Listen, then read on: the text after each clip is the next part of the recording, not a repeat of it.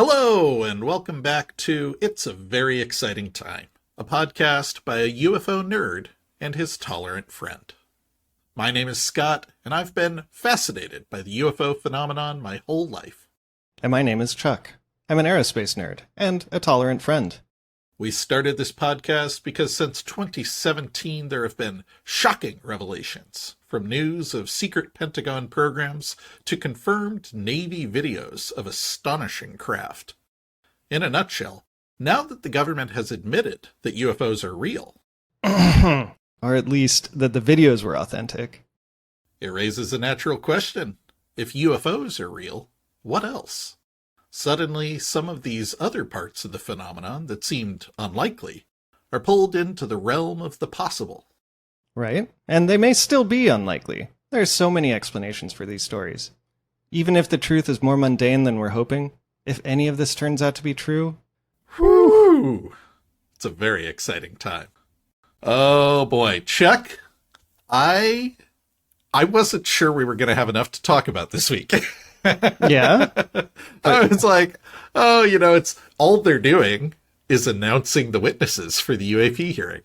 So did you have to scrape the barrel and really I thought hunt for sure it? I would have to. Yeah, I was on Reddit looking up. No, man, we've got, if anything, a longer set of notes than normal. Oh my gosh. People have opinions about these upcoming hearings. Well. When is that not true? About them. Now, before we dive into it, well, actually, okay, hold on. Let me introduce it real fast. Okay, so I've got a quote here from Representative Burchett. He said, "Last year, the House Intelligence Committee held a hearing on UAPs. They brought in some Pentagon bureaucrats." I wish I could do his accent, dude. He has the most fun, Southern folksy accent. Uh-huh. They brought in some Pentagon bureaucrats.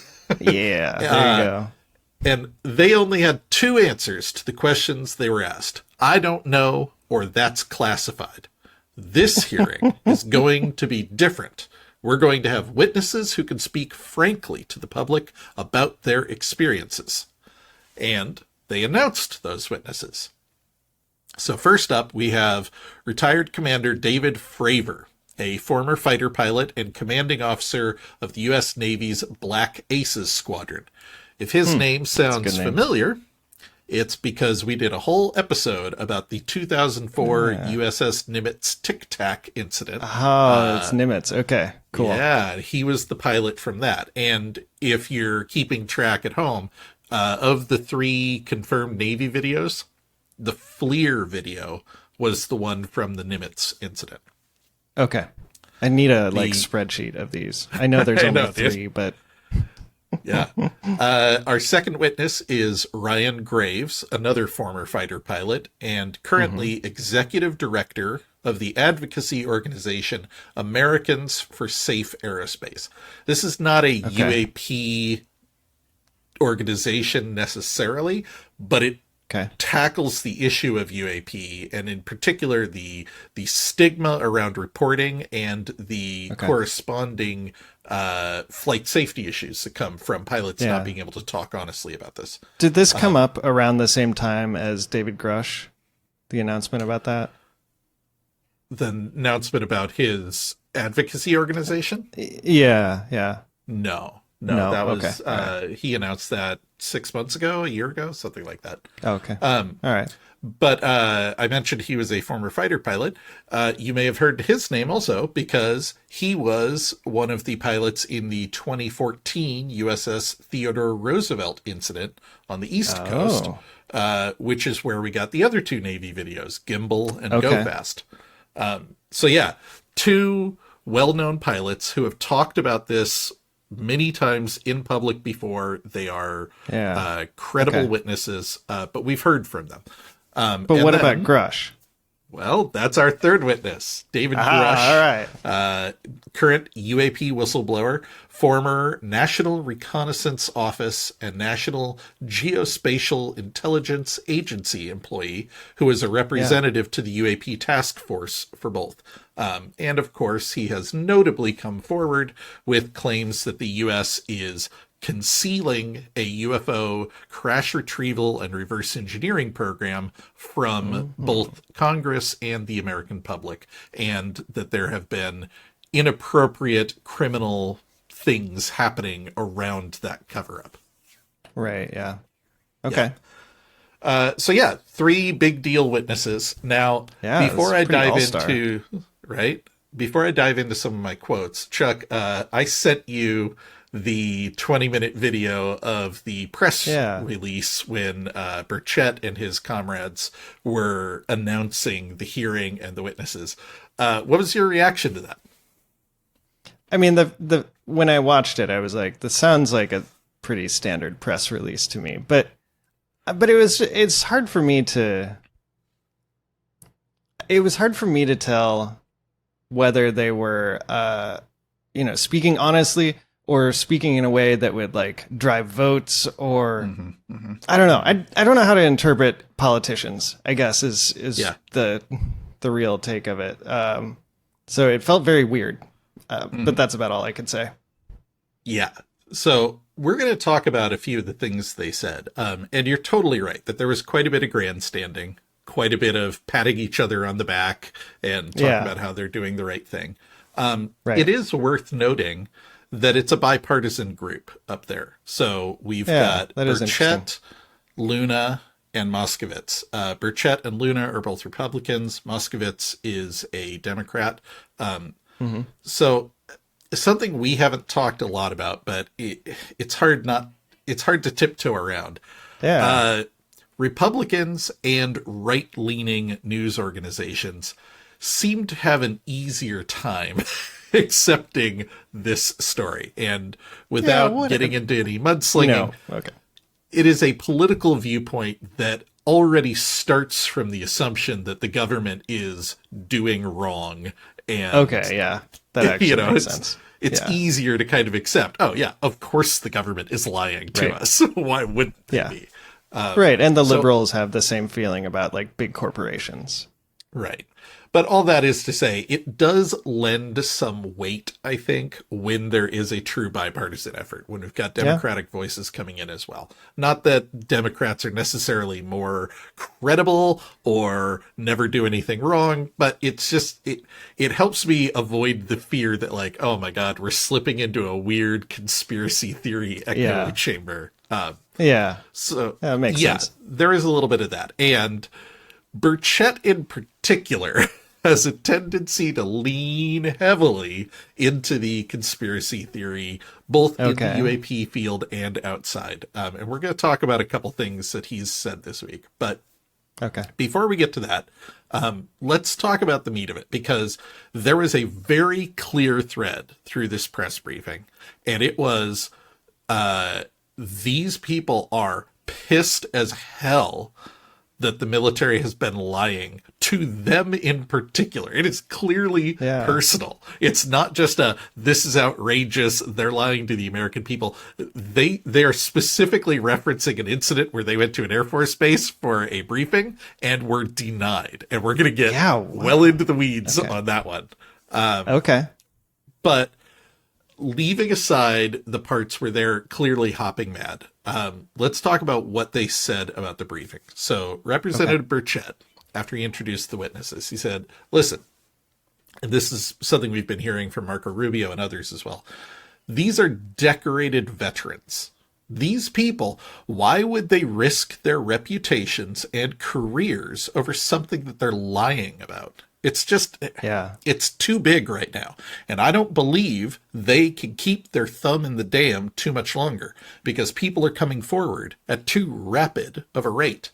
Now, this kind of confirms what we've been hearing through the grapevine, which is it's not just Grusch. There are many whistleblowers coming through, testifying directly to Congress, people with firsthand knowledge, and we hopefully will be hearing from them. We won't be hearing from them in this hearing. We'll be hearing from Grusch and 2 pilots who've already spoken publicly.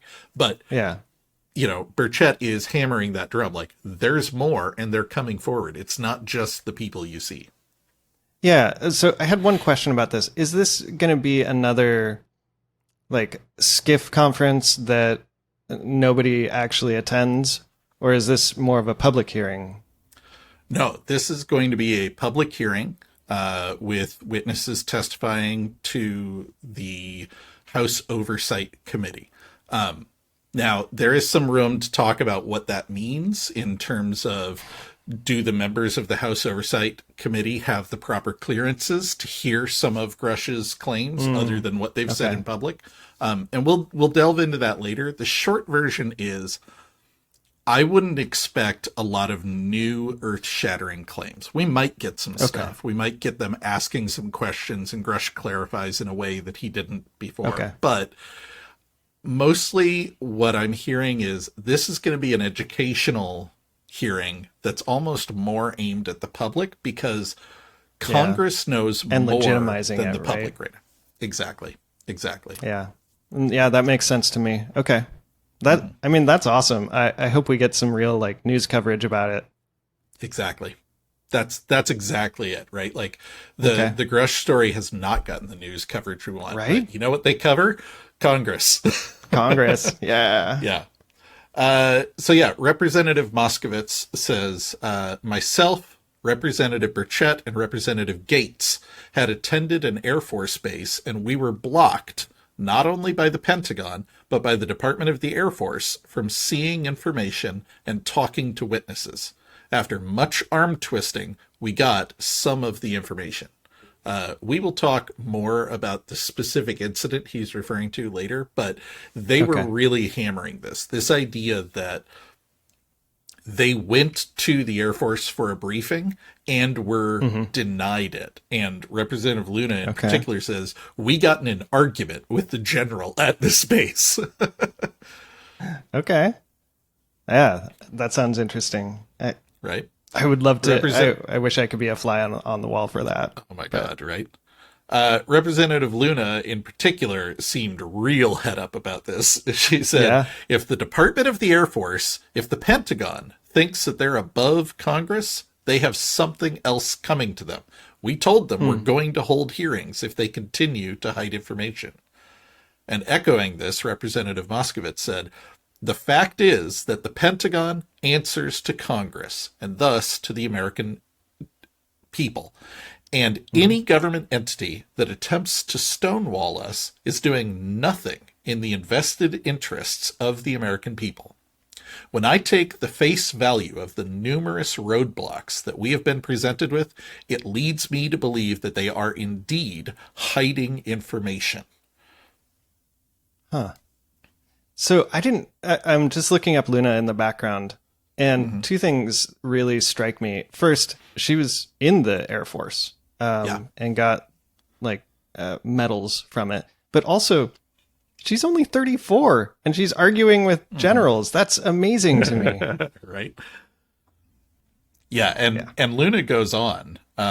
She says, what Representative Burchett, myself, and my colleagues behind me have realized is that ultimately, as elected members assigned to the House Oversight and Accountability, we can conduct field hearings. And if we continue to get stonewalled, if we smell that they are giving us a bunch of bullshit, we're going to do the field hearings directly at those locations. And we're going to open it up to the press because full transparency is really what we need in this situation. The military, the Pentagon, the intelligence agencies, they answer to the people and thus Congress. And so we're going to hold them accountable. Now, it is really hard to interpret that as anything other than a threat. We're not backing down. I don't care what you say. This topic is going to be investigated. And I don't know anything about what a field hearing is or why that would be a thing that makes her feel empowered. But the clear message here is we're not going to sit down and shut up. Yeah. We're here and we're going to find out about this. And all three of them strongly hammered this idea that the Pentagon reports to Congress and the American people, not the other way around. I don't know if that's actually true. The Pentagon, as I understand it, reports to the president, but civics class was a long time ago. But they are clearly upset at the idea that the Pentagon would set itself up as an arbiter of what Congress can and cannot hear. That is the clear through line here. They are real upset about it. And this hearing is the start of them pushing back on the Pentagon. Yeah. I mean, if they have the clearances, why should they not hear it? And if they don't have the clearances, why should they not be able to get them or be granted them, you know? Yeah. Yeah, makes sense. All right. So there's one other thing that they brought up. And Representative Burchett has been talking about this all week. They have made a very clear allegation that the Pentagon has harassed witnesses. I quoted him last week as saying that they're calling up witnesses and saying, you better not go testify in front of that committee. And he echoed that at this conference. He said, they tried to block it. Staff tried to block it. Everybody tried to block it. That's not the job of staff of the so-called intelligence community. It's the job of the committee. Also, the Pentagon has flexed their muscle. We've lost a witness because of that. And NASA has backed down. Yeah. Oh, that's interesting about NASA. Yeah, buddy. Now, in a separate interview later on, someone, pushed him on this detail. And he said, yeah, we've had witnesses that have backed out on us and have told us that they received inquiries, I guess you could say, from the Pentagon. And so obviously we're over the target and they know it, and that's why they're firing at us. And if there isn't anything, then why the push to cover it up?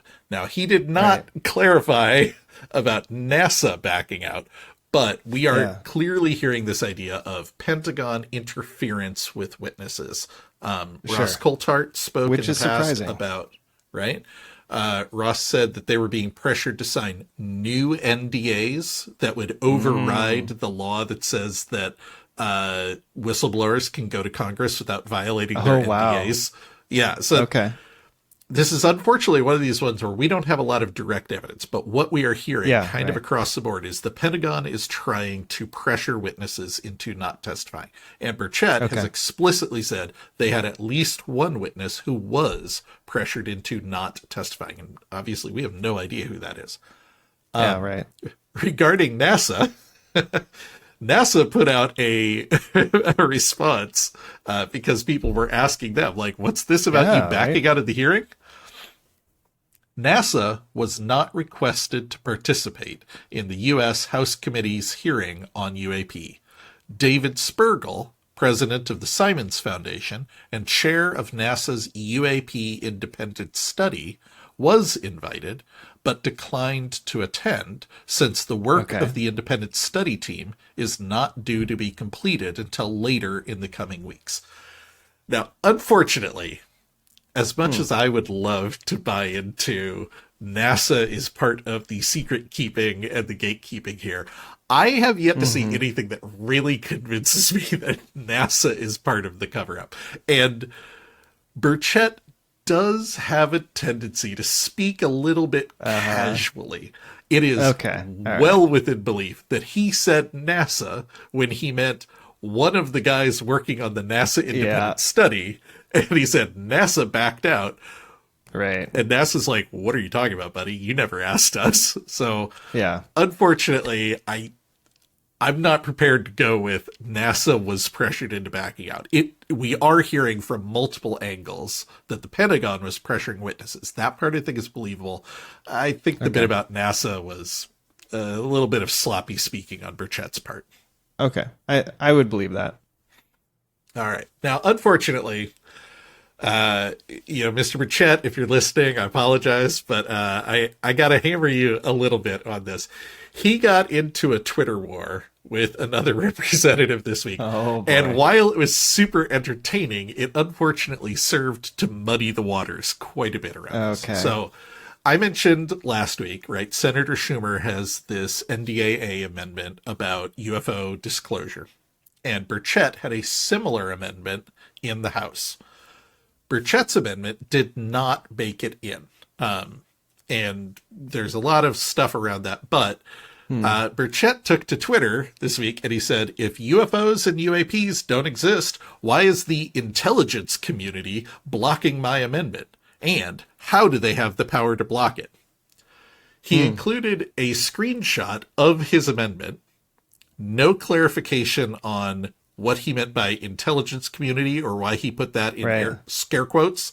There was no information. Everybody's like, whoa, what's going on here? Representative McGovern, a Democrat, I should add, responds, what are you talking about? It wasn't the intelligence community. You voted to block your own amendment. Oh, no. I want to be clear, by the way, here. I am cleaning up these tweets to get to the meat of it. They got real catty with each other. At one point, Burchett said, McGovern, tell whichever intern writes your tweets they need to do more research. And McGovern's like, I write my own tweets. Thank you very much. Oh, my gosh. Wow. So Burchett comes back and he says, this amendment wasn't even given a vote in rules. No one had a chance to vote on this amendment. And Representative McGovern responds, you submitted an amendment and then you voted for a rule that blocked your own amendment. That's why no one had a chance to vote on it. And Representative Burchett fires back off. Well, you clearly said I voted against my own amendment. That's incorrect and misleading. I didn't know what was going on here, and I was prepared to ignore the whole thing. But thankfully, Reddit came to the rescue, and a Reddit user who, unfortunately, I forgot to credit, put up a really good summary that I think is probably what happened. He said, what's likely the case here is that the committee said, we're voting on the bill as is, no more amendments. And Burchett voted yes. There are likely many things that Burchett wanted passed in the main bill, even if his amendment wasn't considered. From a certain point of view, if that's the truth, both Burchett and McGovern are correct in their framing of what happened. My amendment was never considered versus you voted to accept the bill without your amendment. So as much fun as Twitter drama is, this seems pretty clearly like another case of Burchett kind of jumping to a conspiracy. I still don't know what he's on about with the intelligence community getting involved. But in case anybody is coming to this like, hey, Burchett said that the intelligence community took his amendment out, that does not seem to be what happened. Well, it sort of adds more fuel to the idea that maybe Burchett doesn't always speak perfectly the truth. And as much as I don't want to spend all my time debunking Burchett, since he is currently one of the guys banging the drum that I care about. It does seem like it's important he's a little loose to have with that his context. Absolutely. He's no Ross Coulthard or he's no Ross Coulthard. It's true.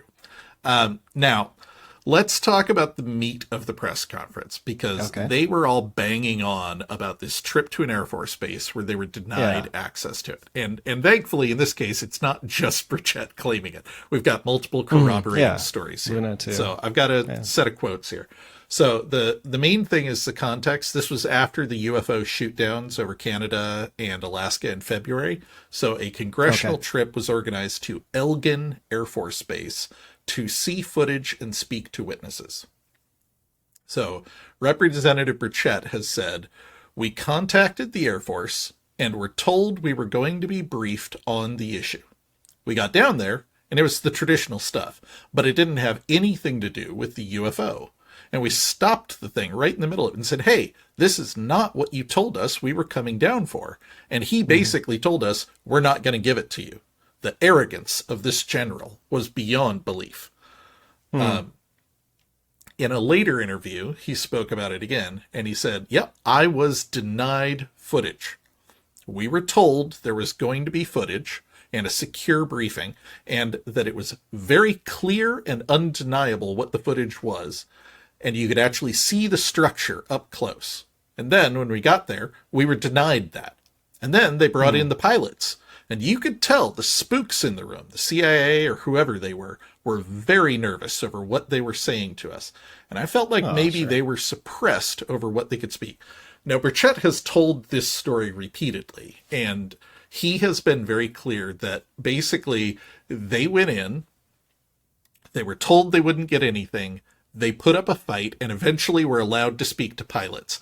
And the impression he has given is the testimony those pilots gave, because they weren't prepared, went maybe beyond what the CIA wishes they would have said. Now, he's never been clear about what they were told, but the impression you get is this idea of this congressional group shows up, no one was actually ready to give them a briefing. At the last minute, they pulled the pilots in, and so the pilots maybe weren't 100% clear on what level of disclosure they were there to give. Yeah, that sounds right. I'll also say his line about a video where it's undeniable what it was, and you could actually see the structure up close. Now, the context here is this was around the shoot-downs in Alaska and Canada. Now, we talked about this at the time. There's every bit of evidence that those were just hobby balloons.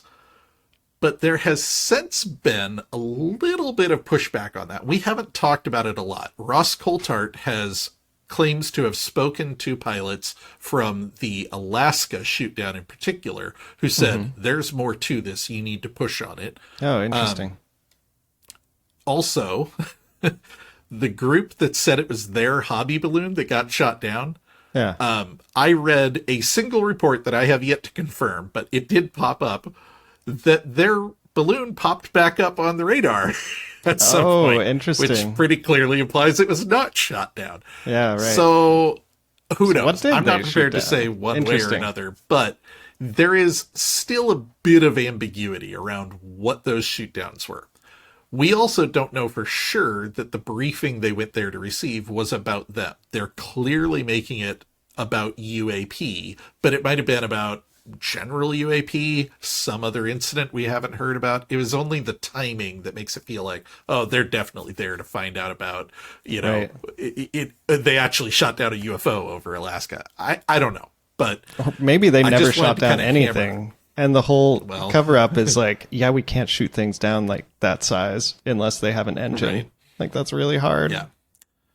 Now, to get back into the confrontation that happened, so Representative Luna clarifies, ultimately what ended up happening is we had to call House Armed Services, Chairman Rogers got involved, the Pentagon got involved, the Department of the Air Force got involved, and we actually got into an argument with the general of that base. And it's important to note that we were simply there to follow up on the whistleblowers that came forward with information. We had a pilot there who was going to be testifying in the hearing who was denied access. So we're hearing a pretty clear story of around the time of the UFO shootdowns, a congressional delegation hears from a whistleblower, and they go to the Air Force Base to hear testimony from a pilot. The implication is clear that the whistleblower is the pilot, but when they show up, they are denied access to him. Right. Now that fits right into the narrative we're hearing about secret programs and concealing from Congress. It's worth noting the Pentagon has released a response to this story. The implication, because this came out in a local paper, is pretty clearly the general of Elgin Air Force Base was like, they said, what about me? Oh, hell no. But the response says, Elgin Air Force Base supported a visit from Representatives Gates, Burchett, and Luna on February 21st. Air Force officials provided a classified briefing on intelligence collection threats to Elgin Air Force Base during their visit. The Congress members halted the briefing and requested instead a briefing focused on unidentified aerial phenomena. Base officials responded to present additional available classified information on UAPs to all three members, but were only able to discuss a certain portion of the information with Representative Gates, who is a member of the House Armed Services Committee. Representatives Burchett and Luna, not being members of the Congressional Defense Committee, did not possess the access required to join the portion of the discussion reserved for Representative Gates. That makes sense. It makes perfect sense, and it kind of fits with what we've seen With from Burchett. Burchett, a little bit from Luna, with a little bit of overstating. Yep. But I will note, they are confirming the broad strokes of the story. These guys came for a briefing. They did not get the briefing they expected. They requested a different briefing, and under protest, we gave it to them. What's really interesting is the Reddit community went hog wild over this press release, which you would think is like a bad thing for the community, right? Because they're kind of debunking the story. No, they were like, Pentagon confirms Matt Gaetz has seen classified videos of UAP. This is important because back in March, Matt Gaetz was going around giving interviews saying, I have seen evidence of craft that I am not familiar with, any of our allies or adversaries, or even our country possessing. I've seen that craft taken by air crews who have gotten quite close to it, and we've got a lot more questions about why this information isn't more broadly available to the American people. And just to confirm that this isn't just leaping to conclusions, someone dug that clip up and showed it to Representative Burchett this week, and he said, sure, I was with Matt. I know what he's referring to. So we've got what was previously kind of a wild claim from Matt Gaetz has now been kind of weirdly confirmed by the Pentagon. Yeah, we showed him the good shit. Yeah, interesting. Or, I mean, they at least authenticated those videos or whatever. They at least authenticated the videos, yeah. Now, Representative Luna, I should point out, was on Twitter this weekend and was hopping mad about this Pentagon response. She said the level of backtracking and attempt at saving face from the Pentagon, DoD, and U.S. Air Force is unreal. My office specifically reached out to ask Elgin Air Force Base for a briefing for the other members who will be at the hearing this upcoming week, to include Democrats, on UAPs, and they denied that request and offered to brief us on the Space Force instead.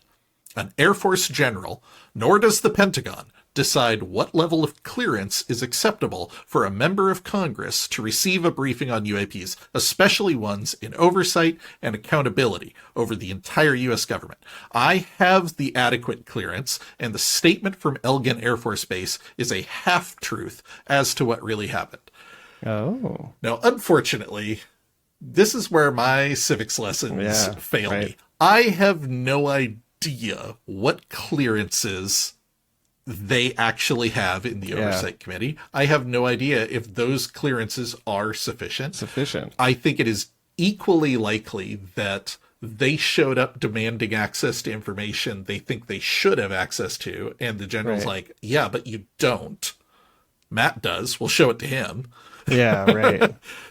But I also think it's possible that we have seen a degree of foot dragging from the Pentagon when it comes to things they are supposed to disclose. They rarely overtly break the law when it comes to Congress, but they will take advantage of every loophole, every bit they can slow down, like, oh, okay, you passed a law saying Aero has to have the required clearances. Well, we gave them the required clearances. And then, we look at it like, well, no, they don't actually have the clearances. What they have is like a written letter from the SecDef saying nobody should deny them access, but that's not the same thing, so like I said, I'm not prepared to go, oh, Burchett was lying. I'm not prepared to go, the Pentagon's lying. I think Luna actually kind of hit the nail on the head when she said the statement from Elgin Air Force Base is a half-truth. I think probably they did show up to receive a briefing. They really were denied access, and they really did get in a fight. Whether or not they should have been allowed access, I can't say. I don't know enough about how the military and clearances work, but it wouldn't surprise me if it's genuinely messy and unclear, especially around something that may have been improperly concealed, like UAP. I don't know. Does the House Oversight Committee get access to this? Yeah. Well, and the other thing is like, what she said that no general has the power to decide. Well, it makes me wonder, what is the general's incentive to not share information? Well, it's because he gets in Right. huge trouble, like legal trouble, Exactly. if he gets it wrong. Exactly. And so It's not his I kinda job to get it. decide, but it's absolutely his job to interpret. Yeah, right. And he's going to interpret more conservatively than not. So they may have the right clearances, but that is I don't know who even enforces or like who Yeah. decides that after the fact. Like, what's the appeals process for that? I don't know. That'd be, Right. now And I wanna Burchett was know. making it clear, like, representatives of the CIA were there for the briefing and stuff. So, Yeah. like, you know, I wouldn't blame them if they were being a little skittish around, like, who we are. Yeah, right. For me, I also don't know if that's normal.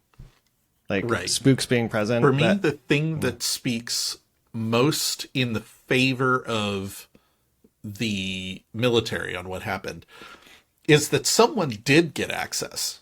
Matt Gaetz did get access to Sure, what they went yeah. down there for. And that implies that it genuinely was an issue of access. And while I can understand Burchett and Luna may feel differently about whether or not Right, they yeah. have access, we're not dealing with a situation where people from the branches of Congress who you would expect to have access showed up and were denied access. That is not what happened. They were shown UAP info, and Matt Gaetz Yeah. was shown some additional info that they were not privy to. right. Was that done appropriately? I can't say, but the fact that some of them got it and some of them didn't kind of leads me to believe that there was a process being followed. It wasn't just nobody gets to see this.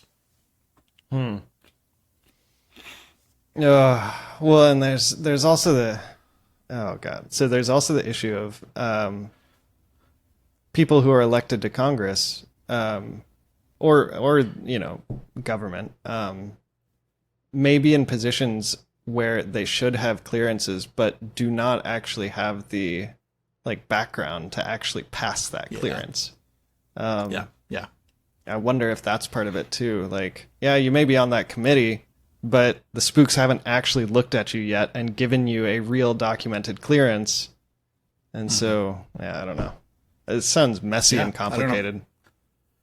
This is, again, one of those things where, like, all I can do is interpret what people are Yeah. writing. I think you and I would are going to love have to get find some out security more. clearances just to find out. Yeah, I'm not sure how well that's going to go. I'm pretty sure. All right. So yeah, let's talk about reactions in the community Okay. to the hearing, to the announcement of the witnesses and stuff, because we got a lot. People are talking about this. The first thing I want to point out is mainstream media coverage is picking up. This week alone, we saw Okay. coverage on Wall Street Journal, ABC News, CNN, Newsweek, Politico, and The Hill. Okay. So they're still not covering Grusch directly, but by talking about the hearings, they have to talk about the context that led to the hearings. So they're Yeah. all at least giving kind of a summary of, hey, you know, a public servant says that some shit's been going down that shouldn't have been, and that's why they're digging into this. So we are definitely seeing some forward momentum, and I would Yeah. expect next week, when the hearing actually happens on Wednesday, we're going to get a lot of media coverage. Yeah, I don't know. We'll see. Okay. Yeah. And so a lot of those names are in the top of like the Ad Fontes reliability chart. So I'm excited about that. Yeah. Now, I want to lead off with a quote from Mick West. I don't actually know. Chuck, have I ever mentioned Mick West to you? He may have come up once or twice on the podcast. I'm Mick not West sure. is a notorious skeptic and debunker. He is Okay. incredibly vocal and prolific. He writes for Metabunk, which is a big debunking website. Okay. He has quote unquote debunked the Navy videos over and over. Okay. What's funny about this is he's a former video game designer.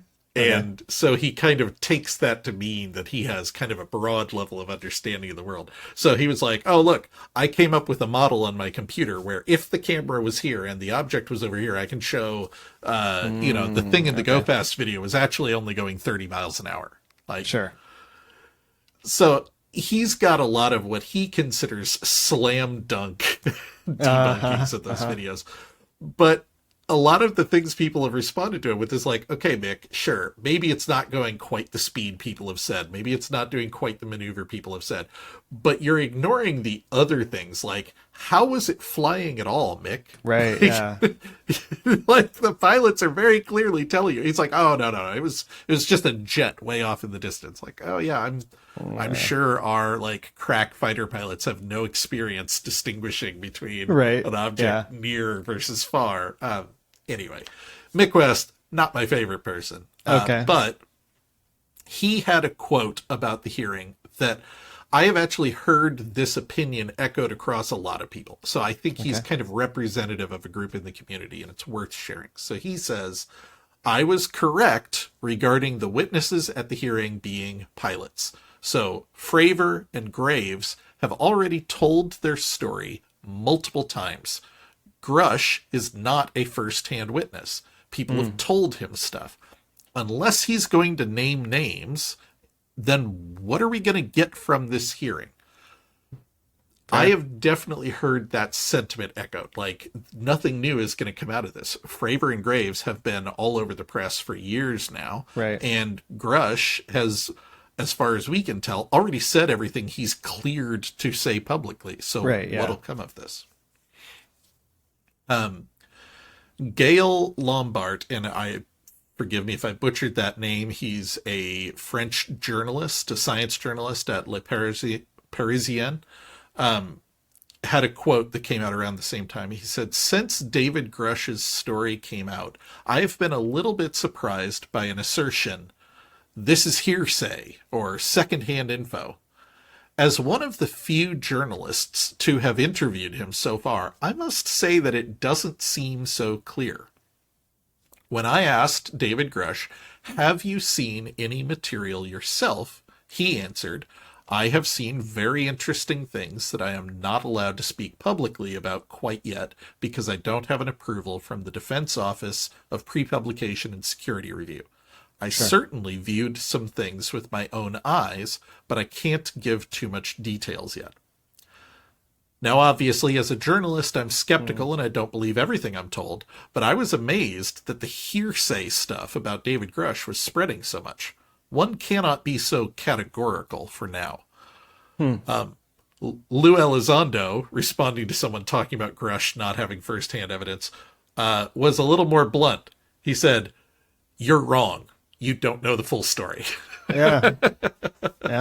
Sounds right. Big Daddy Lou coming out swinging in defense of Grusch. Chris UFO Daddy Bellin tweeted, I have known Dave Grusch for years, and I can say without hesitation that he is sincere, authentic, and someone who most certainly deserves a fair hearing. The leads that he and others are providing should enable an interested Congress to determine the truth regarding long-standing allegations of recovered alien tech. I look forward to the hearing and hope that members and their staff are preparing thoughtful questions given the unprecedented nature of this opportunity. And Lou Elizondo responded, said, Chris, you are 100% correct. I know Grusch personally, and he is an American treasure. I fully expect the system to react to him the same way that it did me, read poorly. But don't be fooled. He is exactly who he says he is. Americans and the world have the right to know. So yeah, we've got some pretty big names coming out swinging in favor of David Grusch being a credible witness. Right. David Grusch being able to provide leads to Congress to chase down. And David Grusch not necessarily not having firsthand evidence. That's new to me. But that doesn't mean that's it doesn't incredible. exist. So it's not just secondhand. I mean, okay, so here's a question for you. If he's seen things, but hasn't worked with them or, been part of that program, does it count as firsthand in your eyes? It's a good question. For example, what a lot of people are saying is Grusch has probably seen videos and documented evidence and records and things like that maybe direct testimonial to things existing, but he hasn't necessarily been in a hangar with a crashed UFO. Even if he had been in a hangar with a crashed UFO, would that qualify him as a first degree? Or is it only the people who have been in that hangar working on that thing for 6 months? No, it's a really interesting question. I think the difference there is whether you are a first-hand witness to things exist, or whether you are a first-hand witness to the program. Like, if you are a first-hand participant in the program, that's different than I met someone who knows about the program, or I was in a hangar with the UFO. Yeah. Okay, so yeah, it depends on what you're trying to prove. If you're trying to prove that a program exists, then maybe that's enough. But if you're trying to prove some detail about some metamaterial, obviously that's not enough to be a first-hand. Well, and I think the main thing to understand that, we talked about back in the first episode about David Grusch is his whole thing is he found credible evidence that led him to believe this was true, and he went to blow the whistle. And when he spoke to the Inspector General, he gave the Inspector General the contact information of the people he knows who are first-hand witnesses. As I understand it, those witnesses were interviewed by the Inspector General. That's where the serious and credible line came from. And also that those witnesses have been referred to Congress and in many cases already interviewed in closed-door secure sessions. So what we're hearing over and over is Congress knows more than anyone thinks. They are hearing this stuff behind closed doors. They are struggling, like everyone else is with how do we bring this forward without violating security oaths? How do we bring this forward without disclosing stuff we're not supposed to? It's messy. It's all tied together. That is messy. I do not envy that. Gary Nolan, our favorite scientist, had a lengthy quote talking about the hearing. He said, Congress and the Senate are doing this scientifically. They're starting with the base facts, the original people and pilots who came forward that got this going. As we are all aware, the public, and many politicians and media, are not up to speed. At the very least, they seek validation. This is the validation process. Graves and Fravor are the data. David Grusch has provided data publicly and behind closed doors. Congresspeople Luna and Burchett provided real-time evidence this morning of DoD obstruction. Graves and Fravor and Lou Elizondo all came forward because they felt the subject matter was not being taken seriously. We begin the process again next week, educating the public and helping our politicians understand the landscape because they act on our behalf. I think that's a really important statement. And I think it's Gary trying to get out ahead of people who are already saying this is going to be a nothing burger. We're not going to hear anything new. We're just going to hear the same old claims. That may be exactly the case, but we're hearing the same old claims in a place that matters. It's the context that's new and different.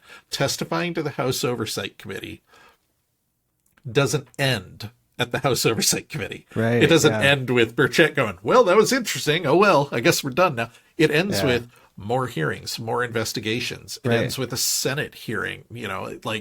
It continues going up the chain of command. Right. And it keeps getting, hopefully, less and less classified with more and more detail, we would hope.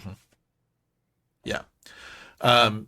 Post-Disclosure World on YouTube, aka UFO Jesus, said, for those disappointed by the 3 people testifying at the upcoming UFO hearing, you have to recognize that this has never happened before.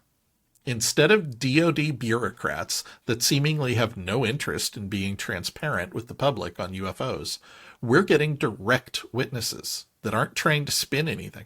This is a huge deal. The media will cover it, and this will likely inspire others to come forward with their stories. This is not the last hearing.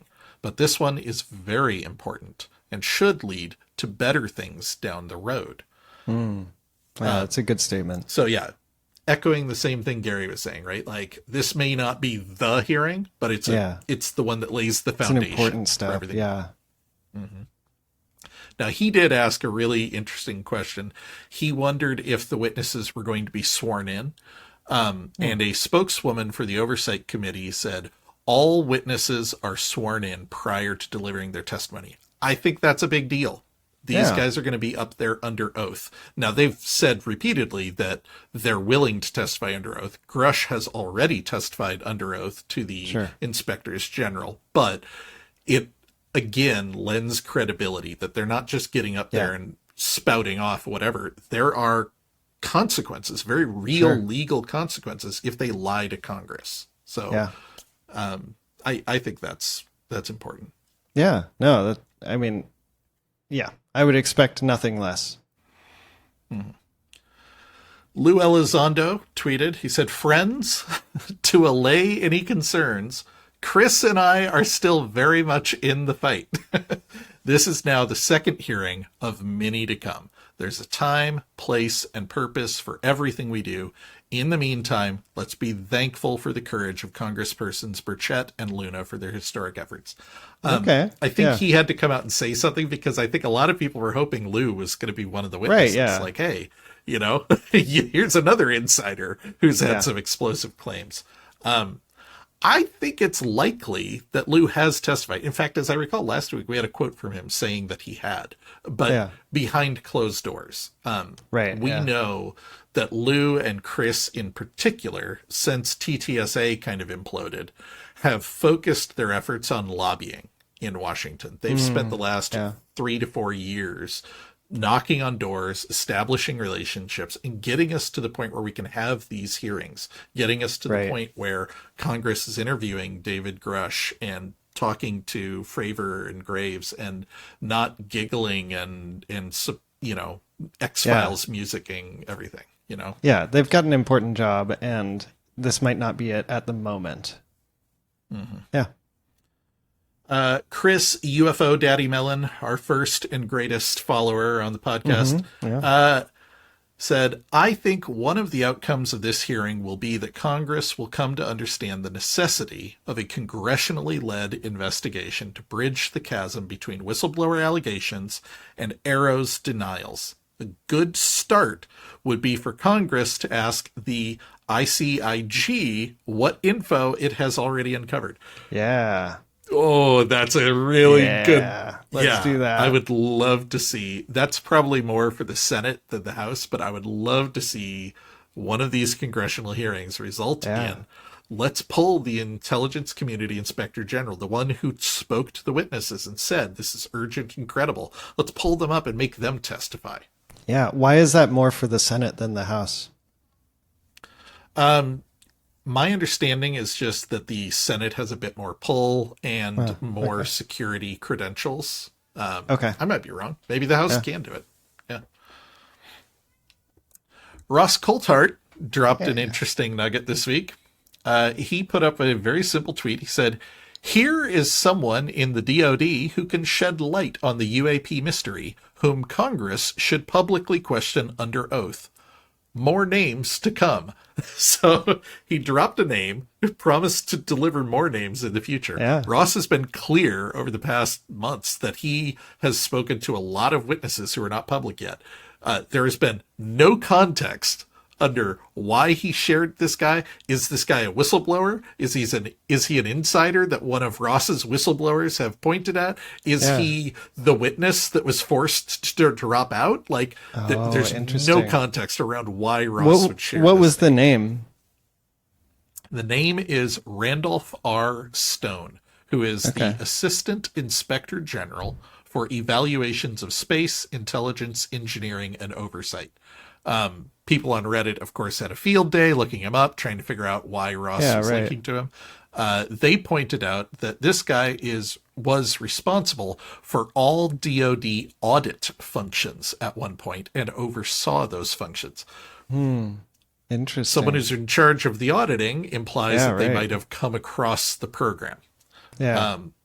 another interesting thing, if you search for him on Reddit, he's already come up. Black Vault, the guy that does all the Freedom of Information requests, previously submitted a FOIA request for all of Randolph Stone's emails pertaining to UAP and got back a huge document that was heavily censored. Now, that doesn't necessarily mean anything, but, we find out Ross says, you should talk to this guy. He's a guy we've already seen has heavily censored emails that FOIA shared regarding UAP, and he was in a position to have audited special access programs. I don't know, man. It feels like we should talk to this guy. Yeah, for sure. Huh, that's cool. You've got that look in your eyes. Are you looking? Yeah, I'm right excited now? to see the other names. Let's go. All right, so we're almost through my list here. Okay.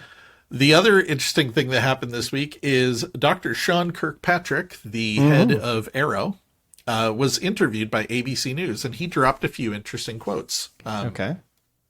First of all, and most disappointingly, he said, Yeah. we have interviewed almost 30 individuals who have come in to provide their testimony. And out of all of those, none of it has yet led to any verifiable information that substantiates the claim that the U.S. government has those ships or has a reverse engineering program either in the past or currently. I'm trying to find the weasel words. I'm hoping you'll tell me. Yeah. First of all, he says, out of all of those, none of it has yet led to verifiable information. Okay, sure. Another weasel word is verifiable. But I don't know. I feel like we're stretching a little bit at this point. That feels like a pretty clear statement. Like, hey, I spoke to these witnesses and I wasn't able to find what they said. But as always, claims that Aero was unable to confirm or find what people said doesn't contradict what Grusch said. Grusch's whole claim is that when he was on the UAP task force, he was denied access to these programs, even though he was supposed to have access. He only found out about it because people came to him directly and he took them credibly. It sounds like what's happening here is these people are coming and talking to Kirkpatrick, and he's going to the DOD saying, hey, they said I should knock on the door at this program, and they say, oh, that program doesn't exist or whatever. Right, and he goes, okay. So who knows? Maybe he's right. Maybe there's nothing there, but it's getting increasingly hard to take Aero claims that they weren't able to find anything as at all seriously. Very definitive. Yeah.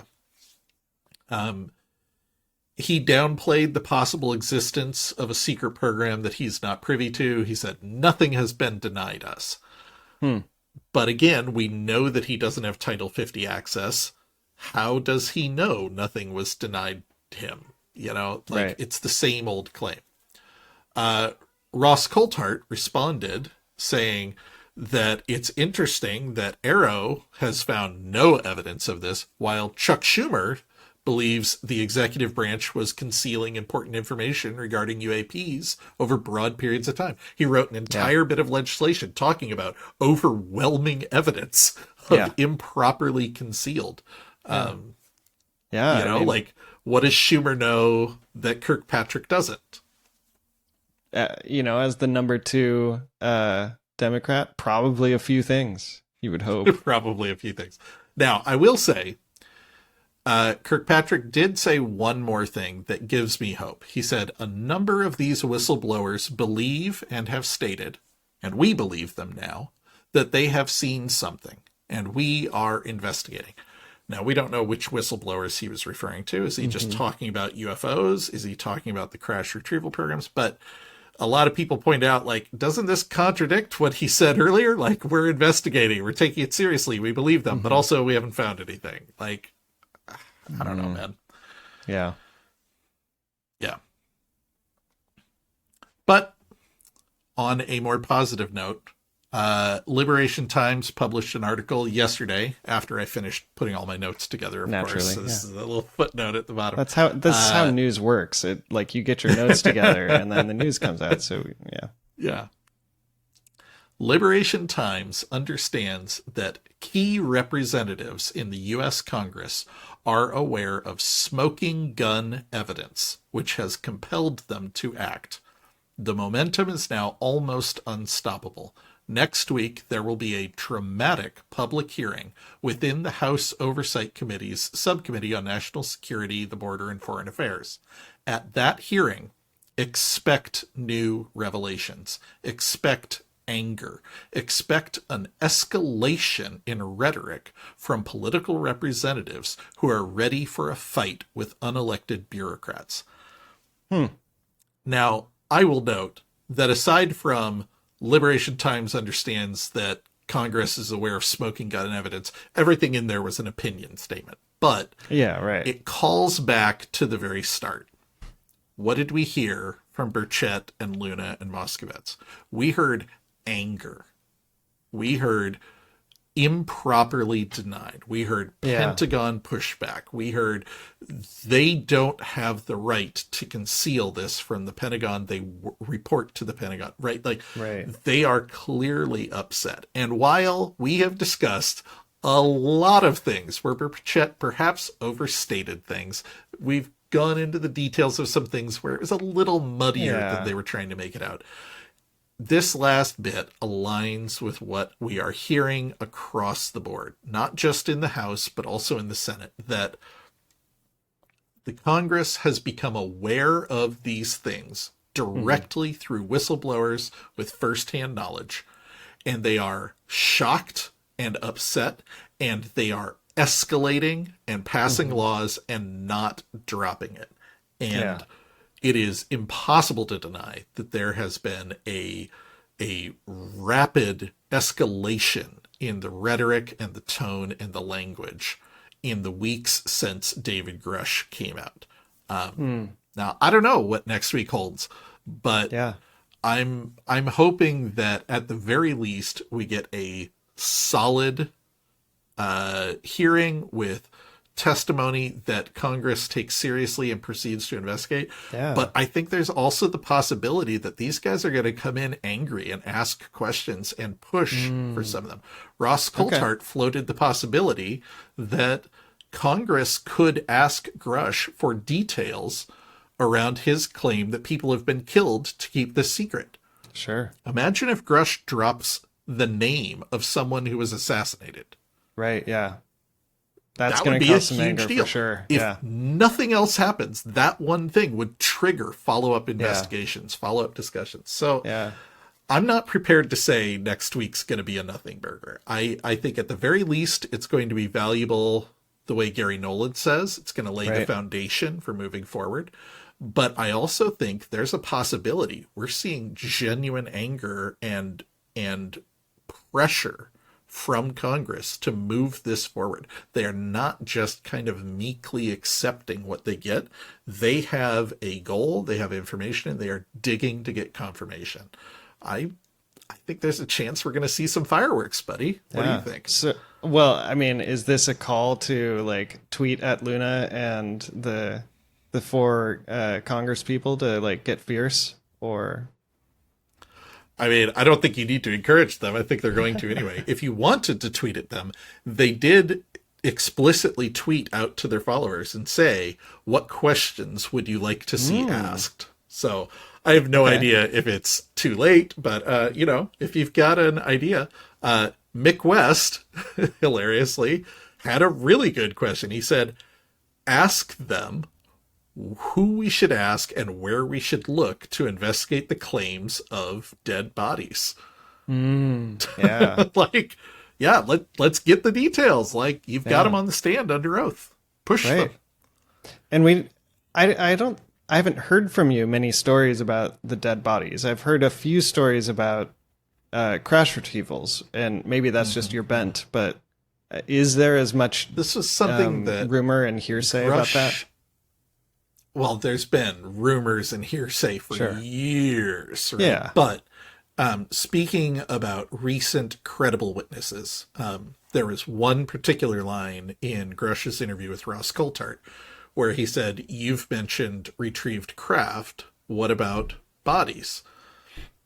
And Grusch goes, "Well, when you recover downed vehicles, you sometimes encounter dead pilots." Mm-hmm. That was all he said about it. But Yeah. people have taken that as explicit confirmation that the government is in possession not only of vehicles, but also of, dead bodies. And Right. the reverse engineering has not just been mechanical reverse engineering of craft, but also genetic investigation of bodies and stuff. We have not talked about it on the show, but there was a buck wild Reddit thread a couple of weeks ago from a guy who claimed to be a genetic scientist in the program who was studying bodies of gray aliens who have been kept on ice since the 50s. And Reddit couldn't tell, like the guy dropped off the radar after a while. The vibe seemed to be that the way he was speaking made it clear he has worked in a lab. He has experience doing this kind of work. Doesn't mean he's telling the truth, but he's not like a sci-fi writer coming in. This is a guy who's done this type of work. Yeah. But he also made some weird anatomy mistakes. Like he referred to digits on the fingers using the wrong words and stuff. So some people were taking that to mean that he wasn't real, but then someone else came in and said, actually, it kind of tracks. Like when you're a medical doctor, you take an anatomy class, but that's like first year. If you're a geneticist, you don't spend your time delving into anatomy.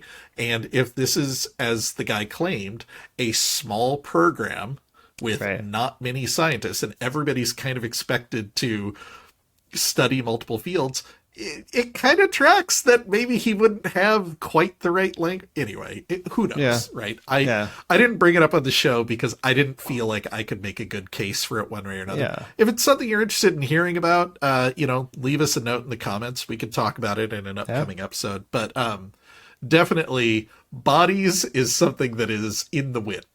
That is a thing we have heard before.